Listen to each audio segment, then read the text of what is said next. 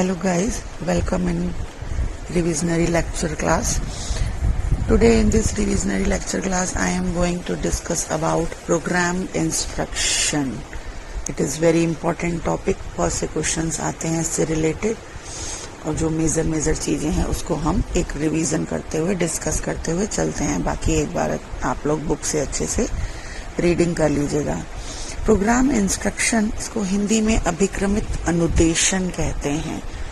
कई बार कुछ शब्दों का जो वर्डली मीनिंग होता है वो हिंदी के मीनिंग से आता है, कई बार इंग्लिश के मीनिंग से. तो अभिक्रमित का क्या अर्थ होता है? छोटे छोटे पद या क्रम या फ्रेम्स मीन्स छोटे छोटे पद या फ्रेम. और इंस्ट्रक्ट मीन्स होता है निर्देश देना, इंस्ट्रक्ट करना, डायरेक्शन देना, सूचना देना. Means how we instruct in small frames for learning.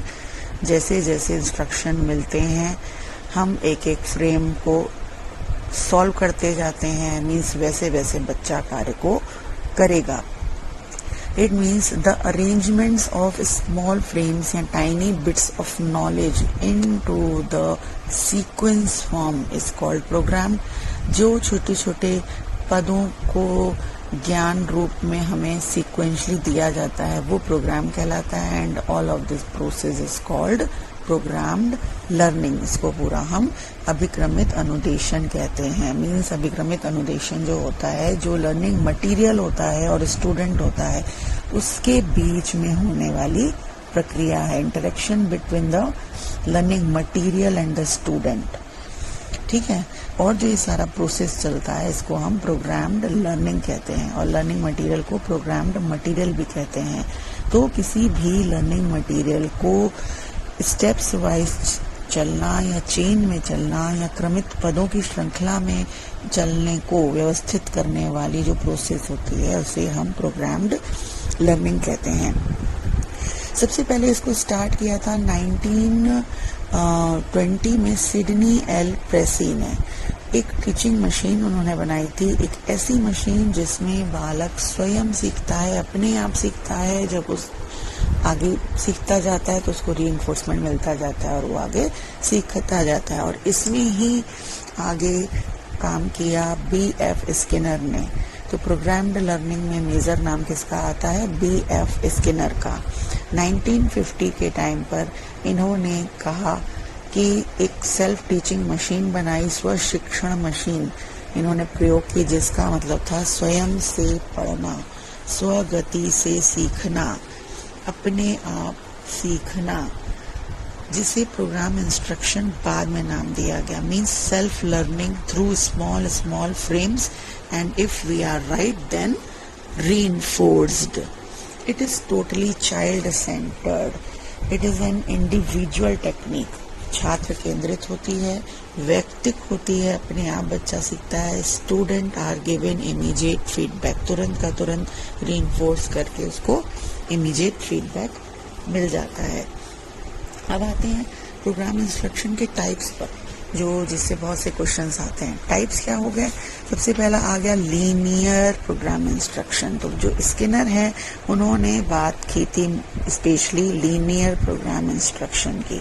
He said a student can learn by himself और herself. Means students can learn by themselves in small frames and the path of learning is sequential और linear. जो उसका रास्ता होता है वो व्यवस्थित होता है, एक रेखा में चलता है. ठीक है. It is also called extinguishing. देखो जहां जहां पे हाईलाइट करते हुए बोल रहे हैं बात दो बार, तो ये क्वेश्चन एग्जाम्स में आते हैं.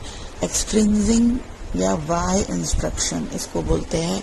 ये क्वेश्चन आता है. लीनियर एक्सट्रिंजिंग होता है, ब्रांचिंग इंट्रिंजिंग होता है. तो ये दिमाग में बिल्कुल आप लोग लर्न कर लो. इसमें जो पहला व्यवहार होता है पूर्व व्यवहार कहलाता है, एंटरिंग बिहेवियर कहलाता है.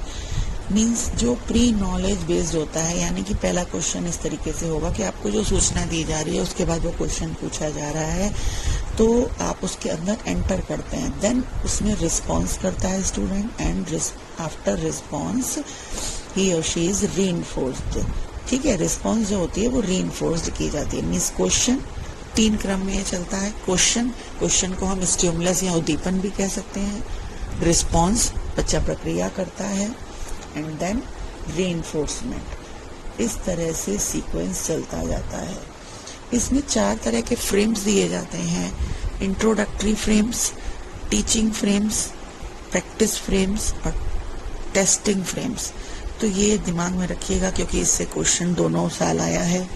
इंट्रोडक्टरी फ्रेम्स में क्या होता है, जब बच्चा उसमें एंटर करता है, यानी कि पूर्व व्यवहार से नवीन व्यवहार को जो कनेक्ट करना होता है, जब अनुदेशन प्रारंभ करना होता है, इसे इंट्रोडक्टरी फ्रेम कहते हैं। तो क्वेश्चन आप क्लियर समझ में आ जाएगा कि अनुदेशन का प्रारंभ कहाँ से होता है, या पूर्व व्यवहार को कहाँ से शुरू किया जाता है। इस तरीके का कोई क्वेश्चन आएगा तो आप समझ लोगे कि यहाँ पदों की अनुक्रिया पूर्व व्यवहार से संबंधित कहाँ होती है, तो वो इंट्रोडक्टरी फ्रेम में आपको आंसर लगाना है।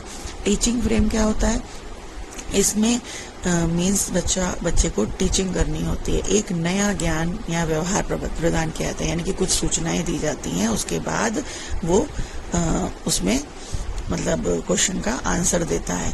प्रॉम्प्ट यूज कर सकते हैं इसमें। तो जो लास्ट होता है टेस्टिंग फ्रेम, उसके पहले तक हम टीचिंग फ्रेम, प्रैक्टिस फ्रेम, इनमें प्रॉम्प्ट्स का यूज कर सकते हैं। प्रॉम्प्ट होते हैं एक तरह का कुछ चीज को कुछ सिखाना, अनुबोधक जिसको बोलते हैं, संकेत, ठीक है, मीन्स वह सीख रहा है। फिर आ जाता है प्रैक्टिस फ्रेम्स। प्रैक्टिस फ्रेम क्या हो गया, किसी भी चीज की एक्सरसाइज करना, प्रैक्टिस करना, उसको रिटेंशन में लाना। मीन्स हम बहुत चीजों की जब एक्सरसाइज करते हैं, प्रैक्टिस करते हैं, तो वो चीजें हमारी रिटेंशन में आती, एक तरह से ट्रेनिंग करते हैं, ठीक है। तो इसमें भी प्रॉम्प्ट्स को सम्मिलित किया जाता है।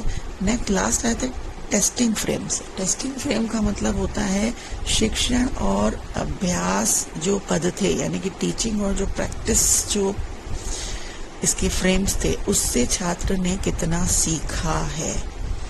इसमें किसी भी प्रकार की कोई सहायता नहीं दी जाती है। तो ये जो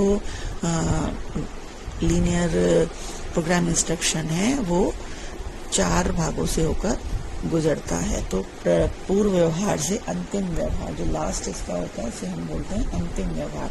पूर्व व्यवहार से अंतिम व्यवहार की ओर चलता है। और स्किनर ने कहा कि जो इसमें स्टूडेंट्स है, मीन्स स्टूडेंट्स में commit the minimum number of errors, कम से कम एक एरर्स वो करता है। According to Skinner, student should not commit more than 10% error in any frame. तो इससे भी क्वेश्चन बनता है तो कि स्किनर ने या लीनियर प्रोग्राम इंस्ट्रक्शन में त्रुटि दर, कितने % त्रुटि दर की बात की गई है, तो नॉट मोर देन 10%, 10% की बात की गई है, ठीक है। तो लीनियर प्रोग्राम इंस्ट्रक्शन क्या है कि student is presented a small frame related to the content से रिलेटेड एक स्मॉल फ्रेम्स उसको दिए जाते हैं। ही अंडरस्टैंड्स इट वेल, उसको अच्छे से सीखता है, and answers the related question, stimulus की रिस्पॉन्स देता है, मीन्स क्वेश्चन का आंसर देता है।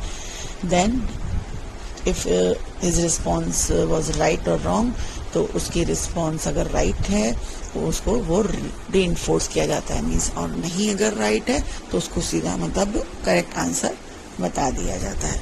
तो ये लीनियर प्रोग्राम है। नेक्स्ट आ जाते हैं हम क्या बोलते हैं इसको, ब्रांचिंग प्रोग्राम की ओर। ब्रांचिंग प्रोग्राम इंस्ट्रक्शन क्या है? ब्रांचिंग प्रोग्राम इंस्ट्रक्शन 1954 नॉर्मन एक राउडर ने दिया।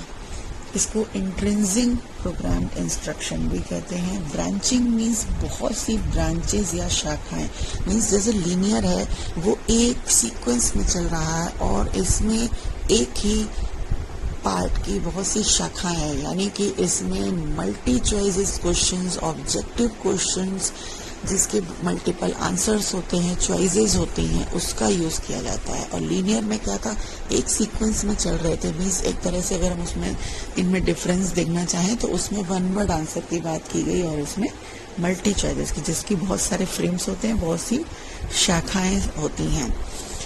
एक क्वेश्चन दिया गया है तो उसके बहुत सारी ब्रांचेस होंगी। इसे डायग्नोस्टिक और रेमेडियल इंस्ट्रक्शन के लिए नॉर्मन क्राउडर ने कहा कि अगर बच्चा क्वेश्चन को गलत करता है तो हम उसकी कमजोरी का पता लगाते हैं और बाद में उसको रेमेडियल इंस्ट्रक्शन देते हैं। और उन्होंने यह भी कहा कि अगर हम लीनियर इंस्ट्रक्शन की बात करें तो जो जीनियस स्टूडेंट्स हैं उनके लिए छोटे छोटे फ्रेम्स में काम करना बहुत टफ होता है, क्योंकि वो थोड़े से जीनियस होते हैं, प्रतिभाशाली होते हैं। और जो स्टूडेंट गलत अनुक्रिया कर रहा है लीनियर में, तो उसको किसी भी तरह के सुधार का प्रयास नहीं किया जा रहा है, उसको रिमीडियल एक टीचिंग नहीं दी जा रही है, डायरेक्ट आंसर बता दिया जा रहा है। ठीक है। और जो अध्ययन में कम त्रुटियां करने से अधिक सीखते हैं, यह भी मतलब उन्होंने गलत बोला। कहते हैं कि जितनी ज्यादा हम गलतियां करेंगे उतना ज्यादा हम सीखेंगे।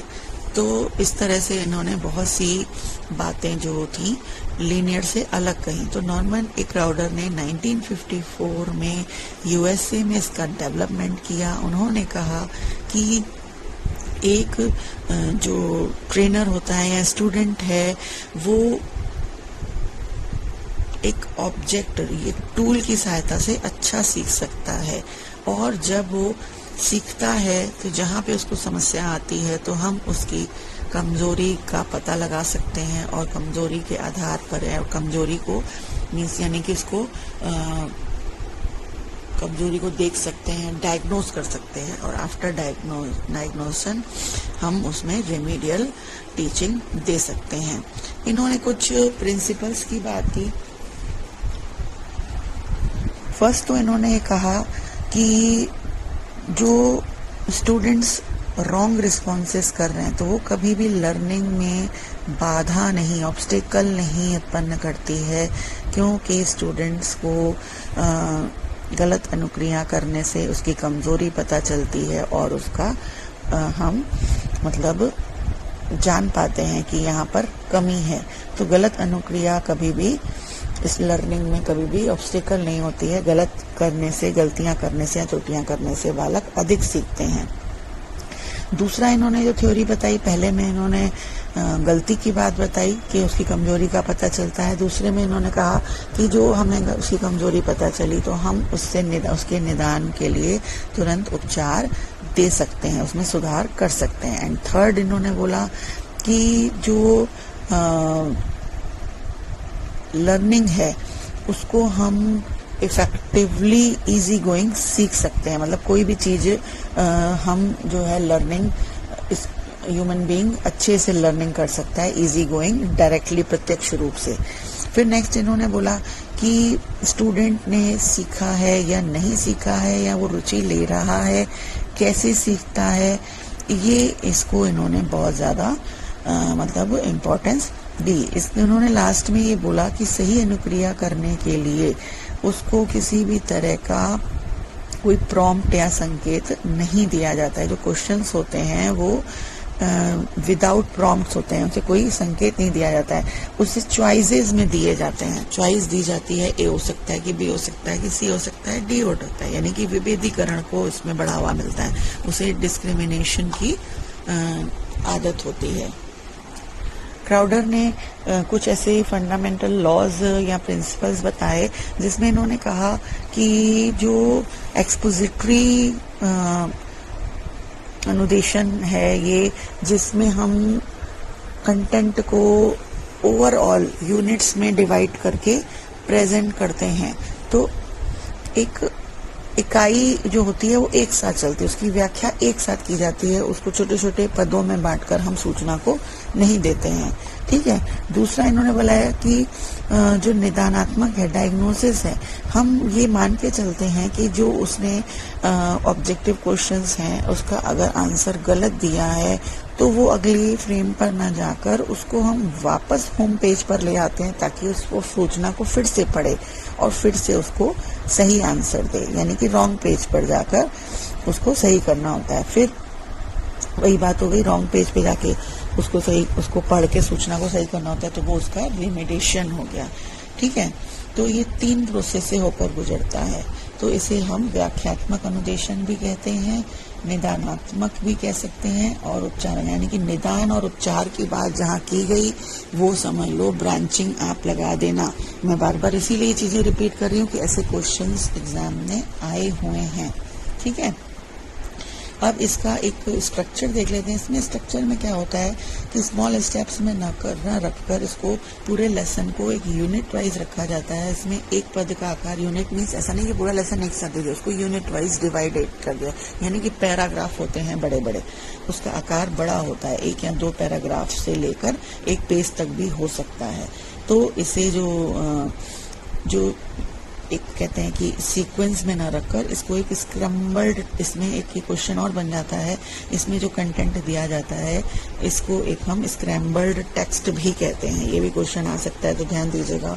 2 टाइप्स के पेजेस होते हैं, एक होम पेज और रॉन्ग पेज। ठीक है, होम पेज में हम चीजों को सूचना देते हैं, उसको क्वेश्चन देते हैं, उसका वो आंसर्स के ऑप्शंस होते हैं, और अगर वो गलत करता है तो वो रॉन्ग पेज पे आ जाता है। फिर उसको फिर उसमें सूचना मिलती है, यानी कि एक तरह से पुनर्बलन मिलता है, उसकी कमजोरी का पता चलता है, उपचारात्मक शिक्षण दिया जाता है। इस तरह से ये फ्रेमिंग चलती है। ठीक है,